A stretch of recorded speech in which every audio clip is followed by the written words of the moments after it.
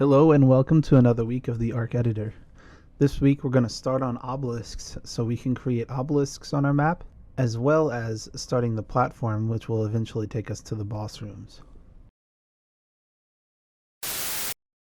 As you can see on my levels page, I've just made a new level in our folder. So if I go to game, I remove our search here, take off our tag. If I go to game and into our mods, we're back in our map folder. In addition to our main level, the persistent level, I have made a level called Obelisks because we want the obelisks to be active all the time. So they need to be in their separate level, just like we did with the supply drops. We just need them to be active all the time.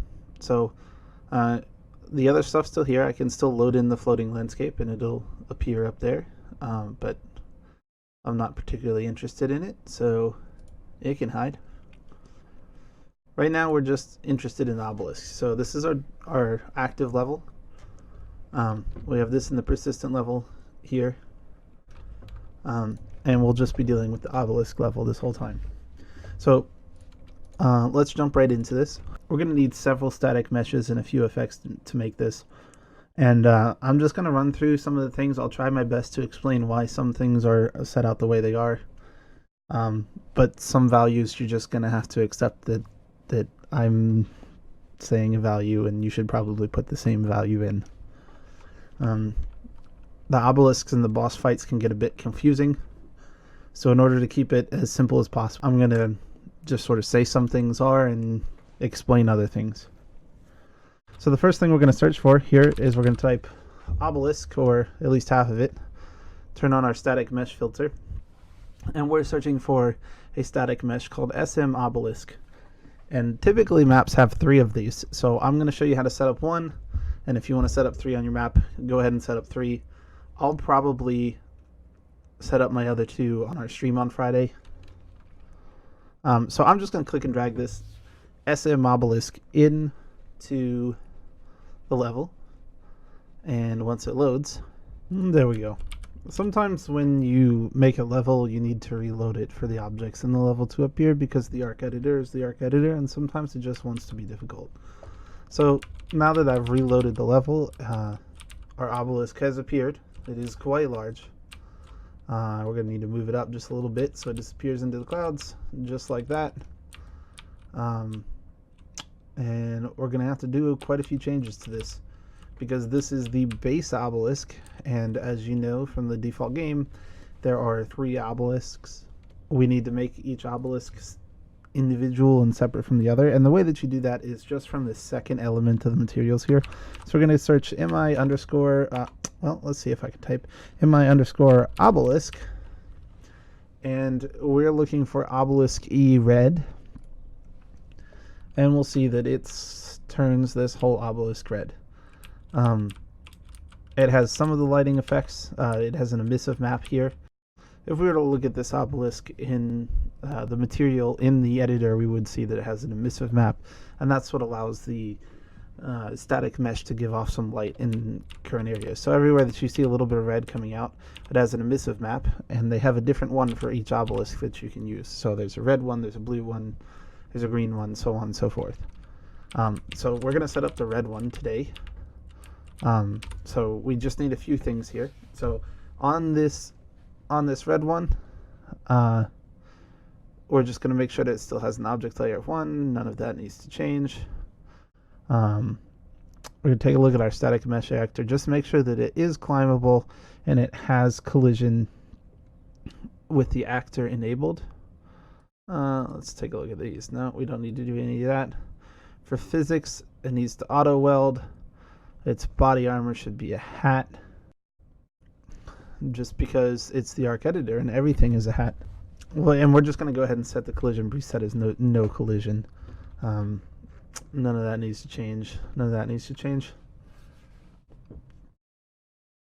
We just need to make sure that it is checked marked here on rendering as visible. Some of these SM obelisks, depending on which one you pick, have it as visible or not visible. So just make sure that rendering has it checked here to be visible. Everything else is good.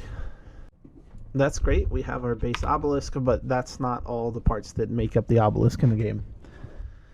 So we're going to search for something called SM_spawning pad. And this is the base static mesh. Here, let's open this real quick. This spawning pad, it goes at the base of the obelisk, right at the ground, directly underneath it. So we're going to do one of these. So no, I don't want to change any versions of this. We're going to come right down underneath where this obelisk is, right close to the center as we can get, because this has got to be directly underneath it. And in fact, there is a way that we can do this. So we're looking at our obelisk, and I should mention, we're going to label these separately. So just make sure that you put SM obelisk red here, and this spawning pad, we're going to put, we're just going to also put an underscore red here. And that's just so we can tell them apart. So we know in our scene outlier where everything is. But in any case, we're going to take our location off of this obelisk and mirror the same location with the spawning pad. So you can see if we move the green arrow, we're moving our Y values here on our transform location. And if we move the red arrow, we're moving our X values. So the way the 3D plane in Unreal works, your X and Y are sort of your standard graph thing if you're looking straight down, and your Z is towards you and away from you. And that's this blue one. But we don't need to move that blue one. We just need to make sure that our X and our Y are the same as the spawning pad directly above it. So we can actually copy this and paste it. And then we're going to do the same thing for Y. And what this will do is ensure that it is directly in the center. So this is directly in the center of our obelisk. It's directly underneath it. And let's just quickly run down this. We want to make sure that it has cast shadow. That should be automatically enabled though. Nothing to worry about there. And we want to enable actor collision if it's not already. And we're not going to flag this as climbable. We want this to not be climbable because I said so. As always, we're going to have our body armor type be a hat because we want to run into it. Another thing we need to change on this is we need to make sure it has block all collision. It's just a collision preset that allows us to walk on top of it, which is what we actually want to do. We also need to make sure that it has navigation can ever affect navigation checked, because it can in fact affect navigation. Other than that, it is perfectly done. We just need to change one thing, and that is to signify that this is the spawning pad that goes with the red obelisk. So we come on down here to the materials, and we're gonna search mat underscore mix metals layer red mic. And we'll see that just a tiny nuance of change happened here. The inside of this spawning pad turned red instead of the green that is the standard default. Other than that, it's good, and we're ready to move on to the next thing. So the next thing that we're going to do is we are going to make an ambient sound. You'll notice on all of the obelisks in the base game, when you walk up to them, there's like this weird like wah sound that plays, and we need to make sure that we get that into the game and plays dynamically in the area of our obelisk and nowhere else. So what we're going to do is we come up to our class. You can do shift 1 to go to here. Shift 2 takes us to paint. Shift 1 takes us to where we want to go. So don't fat finger. And we are going to search for ambient sound. And we're just going to click and drag one of these ambient sounds right into the game. And just like before, we're going to come to our obelisk. Actually, just like before, we're going to name this so we know what it is. So obelisk red. And let's put some underscores in there because we know how to code. I promise. So this is an ambient sound, and we're actually just going to copy the entire transform of its location. There we go. All right, so now that it's in the proper place on our obelisk, we are going to find the sound that we actually need to play. So the sound is pretty simple to do this. Just like with the materials, we're going to search here. We're going to search sound underscore AMB. So they use similar naming schemes for all their things. And we are going to look for light stream. Or I'm sorry, light beam. And we hear really loudly. Here, I'll turn on my desktop audio so we can hear this. In our audio editor, we hear this SAMB light stream. It's pretty loud. It's pretty annoying. So I'm gonna mute that for the recording. I'm just gonna have to live with hearing it. So we just need to do a few things to this ambient sound to make sure that it's right. So this is not a UI sound. We're going to tone up the volume just a little bit to 1.3 because we want this to be a momentum thing, and we're going to pitch it down to 0.9 so it's just a little deeper. And I'll turn this on just so you could hear it. But so, oh, I lost my thing. As we go to 1, it's much higher. You hear that? And if we go to 0.9, it goes deeper, and it's a little more ominous. And that's all what that pitch change is about. We're going to make sure this sound remains active. I'm going to pull this over so you guys can read it. So the sound remains active all the time, even if dropped. It should never drop, but it should. And we're going to override our attenuation here. Don't really need to know what that means, but we're going to override it. And when we do that, we need to expand our overrides. And we're going to talk about our attenuation and how it works. We're going to choose natural sound. Our -60 is fine here. We're going to turn this into a capsule. And then the height is what we're going to have to change. So we need this capsule to match the entire height of the obelisk. So this is the sound sphere in which this works.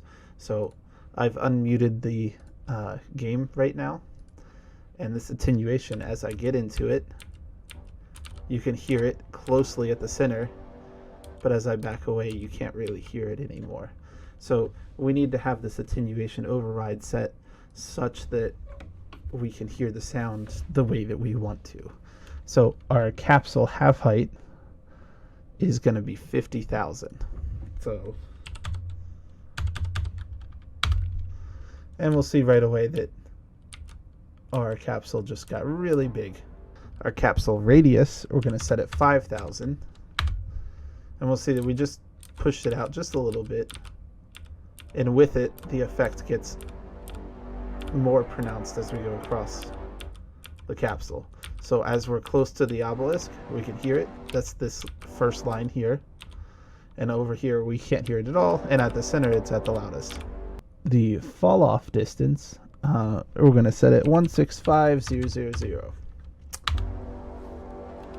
So it falls off even further. This is just so that when you're near it on the island, you're walking up to it, it gives this ominous feel. You're coming up, it's getting louder and louder and louder and louder and louder, and so on and so forth. We're going to leave our non-spatialized radius to 0. We can leave that unchecked. The radius to minimum, that's 36, that's fine. What we need to do now is do our light beam.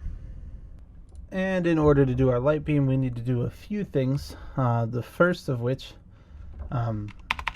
we're going to take off our static mesh filter here. Hang on, I'm going to move out of the sound range of this. I can't hear myself think. We're going to take off our static mesh filter, and we're going to go to the mods. We're going to go into the center because the center uses a pretty cool visual effect here. So in the center, we're going to go in assets, which are specific to the center, and we're going to go to the visual effects folder. And we're looking for something called the PS Red something or other. Oh, just kidding. We need to go into our Obelisk folder, just like it says, right? Obelisk right there. So we go into our VFX folder, we open up the Obelisks folder, and then we're going to grab the PS Red CDWN in heat visual effect. And we'll see, as we come close to this visual effect, it actually has this red line shooting up as well as some electricity going around. This is not the only effect that we'll end up using, but it is one of them. So we're going to center that right on our platform here as best we can. Pull that this way just a little bit. Just keep rotating. Get it to the center.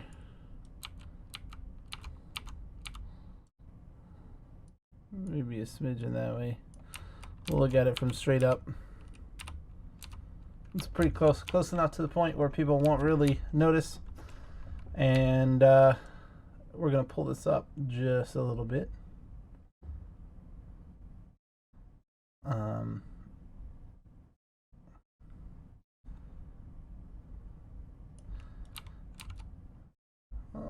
Not quite that high.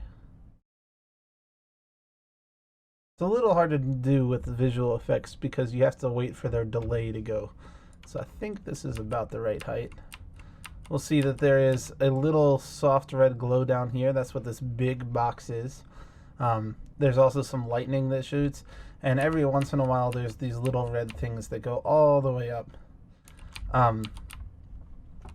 So that's what that does. That's something that's in all the obelisks. We don't actually have to change anything on it, so that's really nice. It's got lightning, it's got flares, all that jazz. Everything's good. We're going to need to add two last things to complete this obelisk to the point where next time we can look at the boss and all that jazz. So the first thing that we're going to need is a cylinder. Let's go all the way back out to our game. And we're going to search for a cylinder.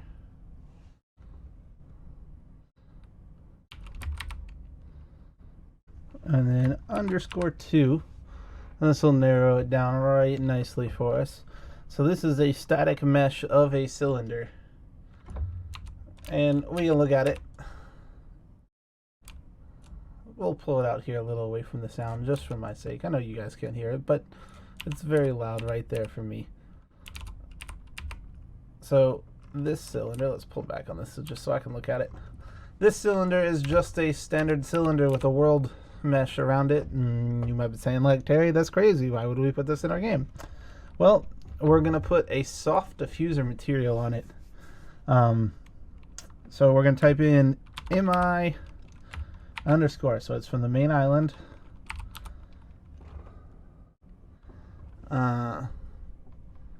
ob01, and then we're going to look for red soft or blur soft. There we go. So ob01, let's pull this way so we can read it. Beam blur soft. This is a transparent mesh with a little immersive map on it. So if I go to where this object is in the, I'll drag a second one in here because we're going to need it in a second. If I go to where this object is in the content browser, if we click on this ob1 blur beam soft, we can double click on it and we can see that there is nothing on this but this one material. This is a material instance with transparency and just a single immersive map that moves just a little bit. So this is a little bit of a visual effect mixed in with a material. I'm not really going to go over what it can do. It's got a current in a material. We can take a look at this material and we can see it's pretty complicated. But as I was saying, it's got an emissive map, that's the color, and it's got an opacity change, which is the transparency that's set to the material. Down here you can see the default blend mode is set to translucent. Long story short to say, it's clear and it's got some red stuff that's moving, which is what we want to put right over here where our obelisk goes. So we're going to move this right to the center of our obelisk, just like our beam, and we are going to make this much larger and much taller. We're going to spread this beam out height wise so it appears taller. You see how the material on the beam got spread out, and now it's a much more vertical effect, and we can have that coincide with where the light beam is coming up. So that's that. We're going to move that over. We're going to center this on our platform as best we can. Pull this over just a little bit here. It's almost like I planned it. It matches the center ring pretty well. And now as we move back just a little bit, we now have this very cool, well, let's pull up, a very cool red beam that appears around our obelisk. Maybe we'll make it a little wider and a little taller. And just pull it down so it's more apparent coming out of the top of this obelisk.